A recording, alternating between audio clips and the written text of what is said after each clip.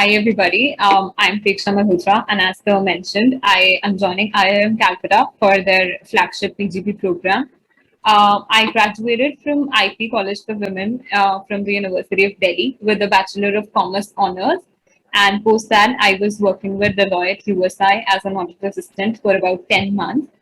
I have held multiple PORs in my school and college and have been an active participant in too many extracurricular activities.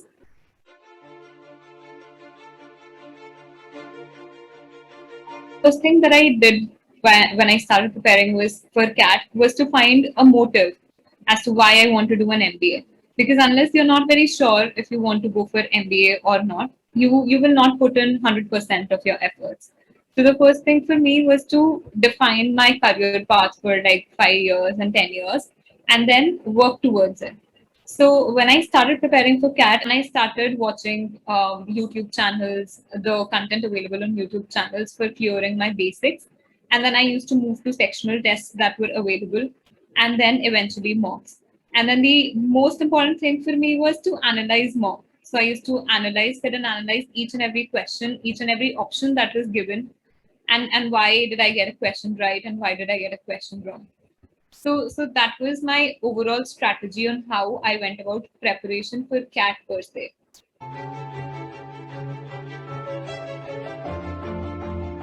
So for me, I got into IIM Calcutta in my second attempt.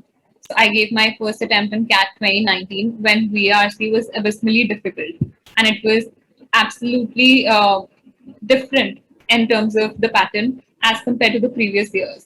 So I scored pretty low in VRC. I scored a 80 percentile, because of which I did not get too many calls. So when I was writing CAT 2020, I knew it was a pain point for me. And I knew that I had to do something different and I had to put in more efforts. So what I started doing for VRC was, the first thing I did was I sat with CAT 2019 paper and I tried to solve it before without a timer, so that I know if my concepts are weak, or if it is the time pressure that puts me in trouble. And I realized my concepts were not very weak. It was the time management that was problematic for me. So what I did was I started reading articles on sites like Aeon, Smithsonian Magazine, or Economist. So these are usually the sites from where you actually get CAT passages. So I started reading those so that I get an idea about the language of the articles that are there in CAT. And when I used to read an article, I used to make sure that after reading an article, I write the summary of it, I write the central idea of it, and I write what was the author trying to communicate, what was the tone that was used. Because those were the sort of questions that we could see in CAT 2019. All these were critical reasoning questions. So I made sure that I understood what the author was trying to communicate, and it helped me a long way. Apart from that, I also bought some GMAT material, because I realized that the material that I had, or the material that was circulated by coaching centers, did not focus too much on the critical reasoning part. So I did not even buy the book. There were a couple of books I used. One I took from my senior, and one PDF of which was available online. So I downloaded it, and I referred to both of those books to develop my concepts of critical reasoning. So to go through the entire thing that was given, there were exercises. I used to solve those exercises, and eventually I used to go and write sectional tests and then mocks. So getting an understanding as to how critical reasoning questions were to be solved also helped me score a better percentile this time in VRC. Then the third thing that I did was I used to make sure that I spend at least 30 minutes every day in reading, because for quants and LRDI, it's like even if one day you don't do it, you don't forget the entire concept. But for reading is, if you create a gap of say one day or a couple of days, then it keeps on increasing, because you don't want to go back to reading again. So I used to make sure that I sit and read for 30 minutes at least. And 30 minutes was my timer, because CAT eventually became a 40 minutes paper. So I knew that I would spend basically 30 minutes for RC and the rest of it for VA. So I used to focus on reading for 30 minutes so that my mind is used to reading and comprehending for 30 minutes. And then again, going through GMAT material and reading too much and trying to understand what the author was trying to say, helped me in the VA section also, because I knew the sentence structure, how what can be the flow of a sentence. So it helped me eliminate the odd one out questions, the odd one out in the odd one out questions, and it helped me in the para jumbles, and summary was again essentially RC only. So it helped me there. So reading is a must. And then again, analysis. Whenever I used to write a mock, I've realized that a lot of people, what they do is they don't go back to questions that they've attempted correctly. But it is very important for one to even analyze those questions, because the logic that you put behind marking the correct answer might not be the correct one. So you have to go back and read if the answer that you've marked is because of the same logic or the correct logic or not. And if it's not, then you understand why did you mark it and what was the correct logic and what is the gap. So that is how you can make sure that when eventually you're writing CAT, you're marking the correct options, because you know what rationale goes behind picking the right answer.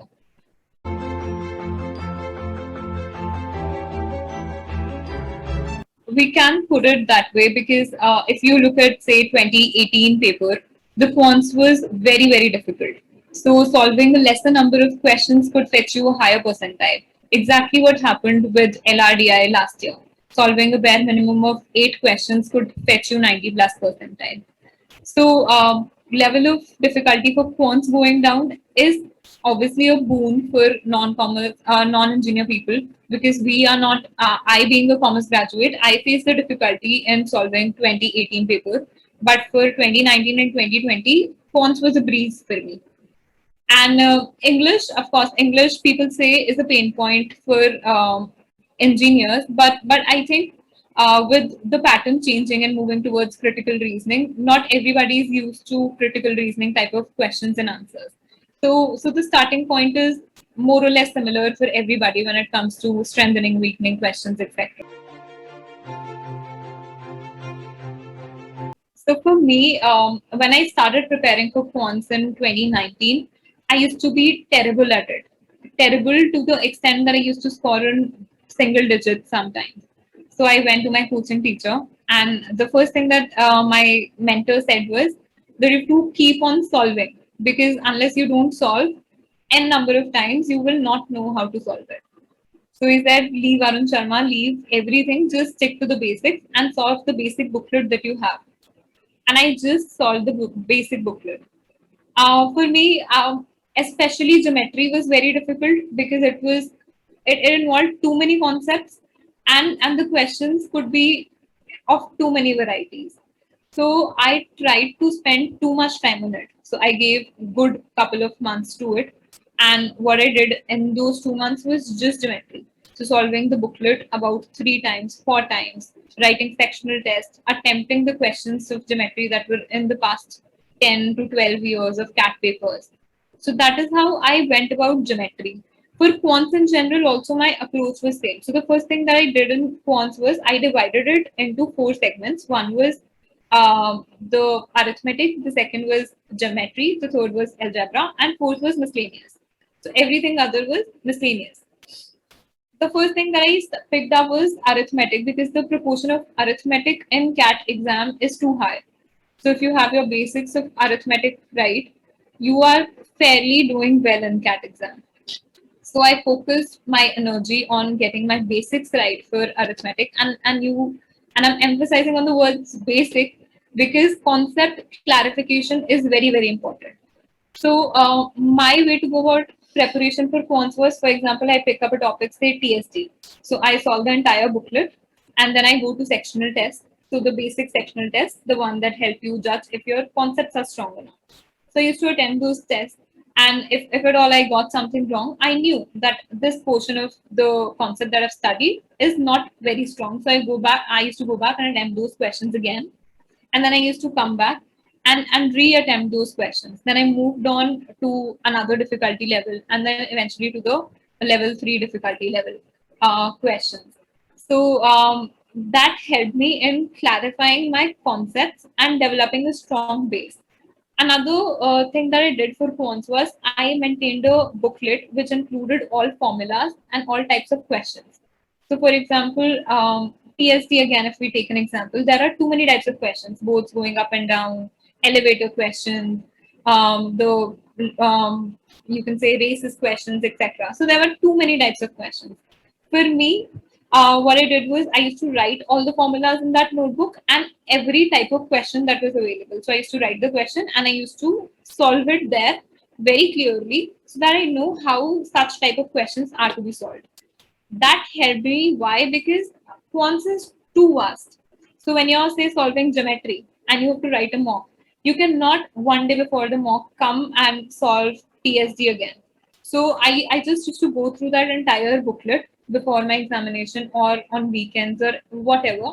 And I used to find all types of questions, all formulas in one place. So it was very handy. So it came very handy because when I wrote my mock examinations, I was everything was very fresh in my mind because I'd already seen it a couple of days back or something like that. So that formula booklet helped me too much in getting fresh and letting the concepts stay fresh in my head. Though then again, the final thing was to write mocks very religiously, not take it as a joke, and to analyze everything, even the questions that I've done right. So, what the most of the coaching centers, what they do is they'll provide you a time analysis of how much time have you taken in solving the answer and how much time on average people who've got it correct have taken. So I used to see those timings, and if my timing was less than the average, then I used to be happy that okay, my time I'm taking less time here. But if it was more than the average, then I used to go back to the solutions to see if the way that I'm attempting the question is it right or is it not right? Because there are several ways of solving a question, and what you might be using might not be the best. So I used to go back and check if the method that is given, the fastest method to solve is the method that I was using. Just to solve those questions that way.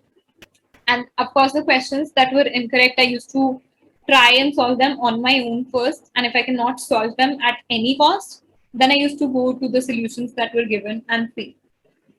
Same went for unattempted questions. I solved them. And if I could not solve it at any cost, I used to go back to the solution. So one another thing that I would want to tell everybody is to, in case of both LRDI and quants, don't when you're analyzing, don't jump to the solutions directly.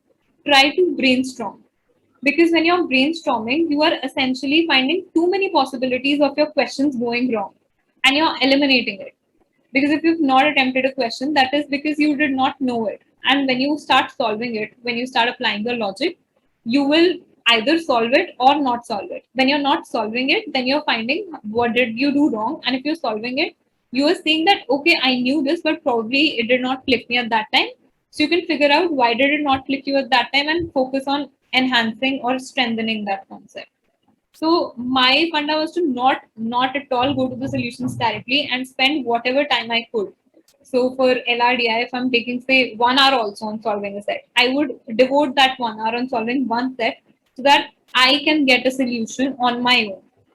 I used to jump to the solutions only in the middle of sets if I reach a dead point and dead end and I cannot proceed any further. Then I used to go and take a hint. So that helped me develop a deeper understanding of the concepts and the way how questions can be solved.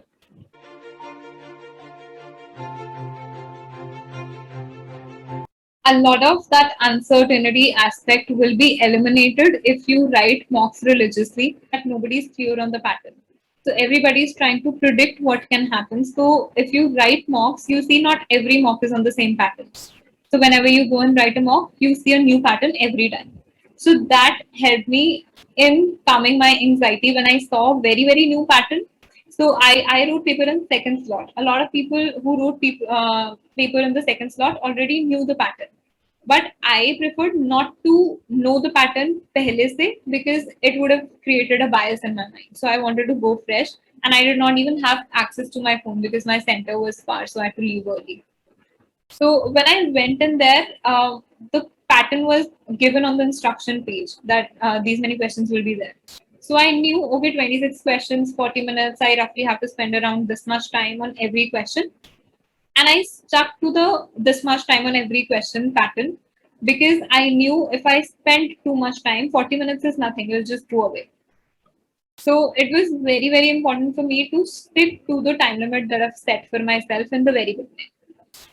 And the second thing was, again, I went in with an attitude because I had a job, I was working. So I was like, bro, nahi hoga, to koi baat nahi, you have a job, you'll do well. अगले साल paper दे देंगे. Cat is not something that is, it is not something that you should take on your heart, I'd say. Because the moment you start feeling that cat is something that I want to do, there is nothing if I don't clear cat. Then the probability of you getting nervous and not doing well is very high because you're taking that pressure. So you have to be very, very calm. And again, to every person who talks to me, I say CAT is not a test of intelligence. It's a test of relative intelligence.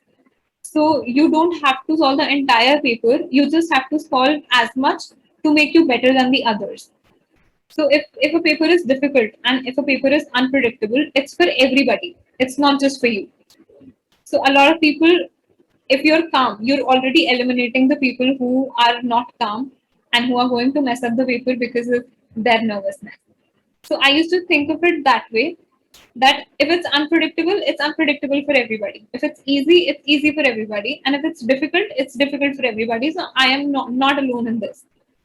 So that helped me. And again, it is an exam of relative intelligence. So you have to not be the best, you have to be better than the others.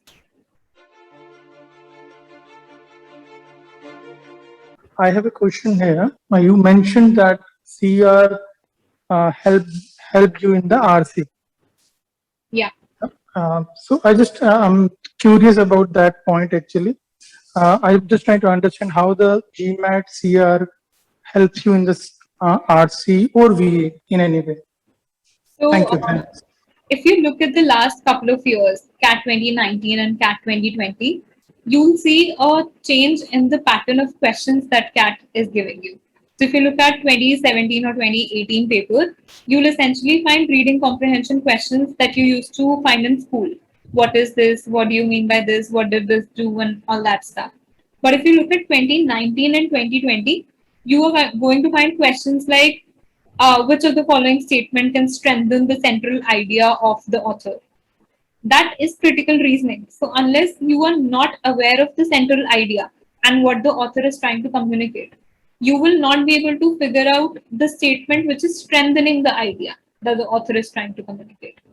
So, that is where GMAT books helped me because it gave me an idea about all these strengthening and weakening and assumptions and whatever other different patterns or the different variations in the questions that you find in critical reasoning. And it helped me in VA because I used to read, I used to understand the sentence structure when I was going through the GMAT books because when you download the GMAT book or if you buy it, you will also find a section on sentence structure, etc. So I went through those chapters, and it helped me figure out that there are some words that go in a certain order. For example, but also. So there are certain words that you see that this has to come after this. So in case you don't know those sort of things, there's very high possibility that you might not get the correct order. I got 3 on 3 in my parajumbles correct, and it was purely because of logic that I used finding those words. How you manage the CAT preparation with your work? I think you're working, right, when you were preparing. So, Yes. like, just can you just let like how basically you prepared while working? So for me, the biggest advantage when I was working was work from home. So it came as a blessing in disguise because even though I had to work more and work from home, but I saved too much time on traveling. And I did not let it get to my brain that I was working from home, so I did not have to travel. So instead of sleeping a couple of hours extra, I used to wake up at the time that I would have used to had I had to be there in the physical office. And I used to spend that time studying. So I did not take a leeway. Then again, because time was less and I had too much to cover. So what I used to do was, say in my break, I used to take a 1 hour lunch break. I used to quickly say watch a video on concept building or something like that, or write a 30-minute sectional test. So I just used to write it, and the analysis portion I used to do in the evening. So then again, there were some days when you're not working for 8 hours, you have free time. Then instead of wasting that free time doing whatever I want to, or or watching Netflix, I used to read passages on my office laptop because I had to stay available in case something strikes. So I used to read passages at that point in time, or probably solve quants or write a sectional. So I realized that not wasting time is the way to go. So it was 3 4 months of me compromising on my leisure time, my Netflix time, and it helped me a long way. Uh, why do we need MBA? For example, let's say if you're working already and 1 year you put it in the preparation, then after 2 years you will do the PGP. That will means 4 to 5 years of gap. Now, if a person is working in Deloitte or any other thing, in 5 years he will become an assistant manager or a manager. By the time a person will graduate from any MBA thing and move into the same kind of a job. I'm just the question I have is why MBA and why not to just work hard in whatever the job you're doing. Obviously, with time you will be promoted to assistant manager, deputy manager, manager. So that's my question. Thank you. Thanks. I feel like it's my PI again because there similar questions are asked. So I'll tell you what was my rationale behind going for an MBA. One was, of course, the monetary benefits that MBA brings with itself, because the salary that you get when you're not an MBA and the salary that you get when you're an MBA are very different. So two people can be assistant managers, but the salary would be different in case you're an MBA, in case you're not an MBA. The second thing is MBA prepares you for too much more than just a job. For example, if I'm just 3 weeks into my MBA and I've studied more than I did for my graduation, because for every class you have to be on your toes continuously. There are n number of deadlines that you have to meet. So it just makes you very very equipped with the kind of challenges that you might face later in life. And then the third rationale for me was there are certain jobs or there are certain domains where you cannot progress further unless you don't have a postgraduate degree or an MBA for that matter. So when you have to progress in your career, MBA it just makes the progression easy. So you said you put it right that a person can climb the ladder without an MBA. MBA just helps you climb the ladder faster because you're from the day one you're on the job. You've done your internships. You've come from a reputed college, so they're going to give you better work because they think that you're smart kids. And then again, promotions are easier. You talk to the clients. That those are certain privileges that MBAs do get.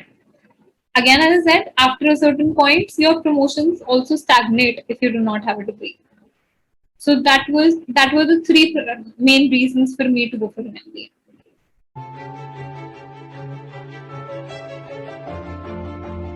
My interview experiences were fabulous. They ranged from being very, very predictable to being very, very unpredictable, and from being a 5 minutes interview to being a 30 minutes interview. So I have had too much fun during my interviews and interview preparation because I had to study too much, and it was fun because sometimes whatever I studied did not even come to use for me. So for the second part, I'd say everybody understands that you're normal humans. So nobody wants you to be an expert in everything. So when I started preparing, I was also anxious that I have too many things, too many subjects of my undergrad to cover, and then I also had to look at my work ex about my company and the work that I was doing, and then current affairs, etc., etc. But then I talked to people and I realized that what they were essentially looking for was somebody who's probably good at a couple of things or three things and knows a little bit about what they've done in life. So you should not be clueless about what you've studied, but they don't expect you to be an expert in all the 40 subjects that you've studied in your undergraduation. So because I had a financial work experience and I was also interested in finance, so for me, I just focused on a couple of subjects where I was preparing for my academics, and those were finance and accountancy. And those two subjects helped me in the interviews because that is what my interview mostly revolved around. In one of the interviews, I remember I was asked questions on some HR theories, and I simply said that I did not know it because I've been out of touch because it was working. And then they let it go. I ended up converting that college. So to put it simply, it's not that if you don't know something, it's going to go against you. If you simply say that I don't know about this, I will surely go back and look up about it, it's fine because they know that you're human and you cannot know everything. For current affairs, also, you cannot know everything that's happening under the sun. So even if you know a few, or if you know something that's related to it, it's fine for them. They just want to check how aware are you. And sometimes what happens is they start putting random questions to you. For example, who's the prime minister of Bolivia? You'd have no idea. But that is just to check how calm are you when something very unpredictable is thrown at you. So the key is to stay calm and answer everything with a positive attitude. Because the moment you're nervous, they know that you're nervous. And if you're nervous, you will not be able to handle the MBA pressure. So that is the very foremost thing that they look for. If you're calm and if you can handle the pressure that MBA gets to you.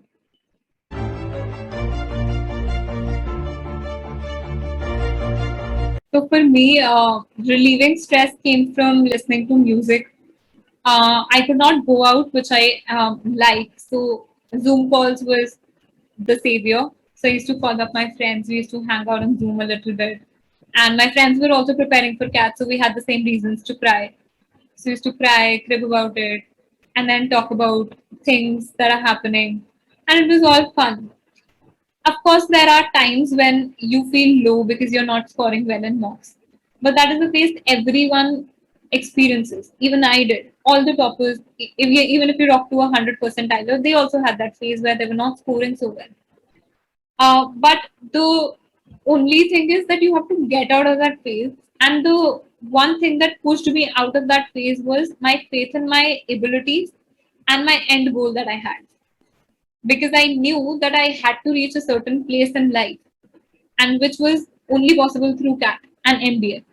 So I knew that boss, nahin, you cannot feel so low, and you have to do it. क्या हो गया 2 mocks में number नहीं आए तो I can work hard for three other mocks that are remaining. And to my surprise, I scored a 82 percentile on the mock that I gave before CAT.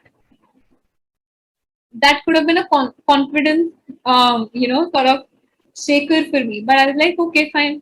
If I get an 82 percentile here, I'll get a 90. I'll try again next year. Fine, no problem. So it's just that you have to maintain a positive attitude. As I said, CAT is not the end of everything. You'll have too many opportunities, and you can write CAT n number of times. I hope you don't have to, but you can write it another time. So don't take it too much on yourself. Don't pressurize yourself too much. And if you have to relieve stress, watch stand-up comedies, listen to music, hang out with your friends a little bit.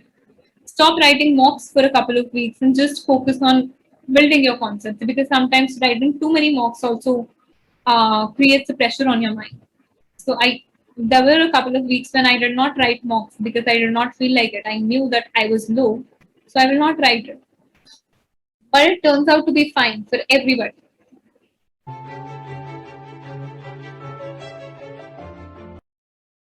So for the last 4 months before my CAT, I basically made a timetable for myself, and I stuck to that timetable.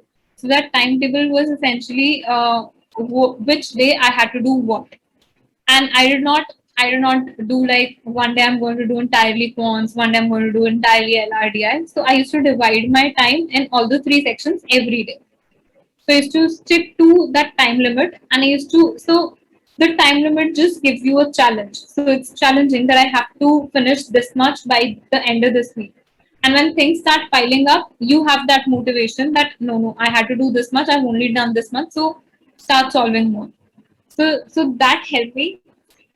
For 4 months, write mocks. Don't skip mocks.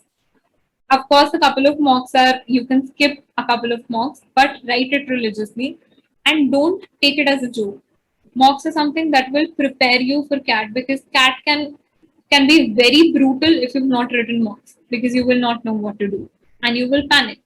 So all the panic and all the confusion gets sorted when you write a lot of mocks, because now you're used to writing the mocks, facing different types of patterns, etc.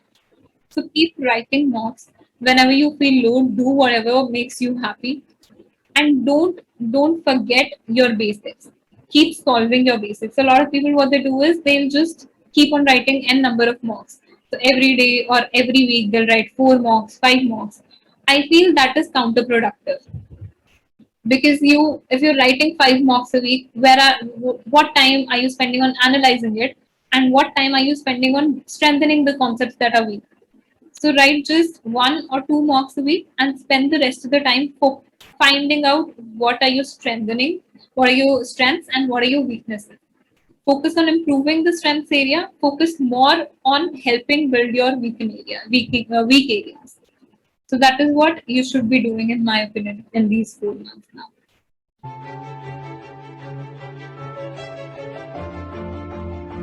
The coachings are too expensive, so not everybody can afford it. I still remember when I started preparing for CAT, a girl came to me and she's like, "You're preparing for CAT, can you please guide me?" She's from my college, I did not know her.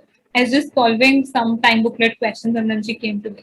And I told her, and then she talked to me about the fees and everything. And she was like, "Oh, the fees is so high, I cannot afford to do it." I was like, "No, no, loans are available." And then she's like, "No, even then I cannot do it." And that's when it struck me that yes, it's actually expensive and not everybody can afford it, but probably everybody needs it, because it as I said, it's becoming very, very essential for people to have a postgraduate degree for progressing in career. So hats off to Edu Shastra for doing it.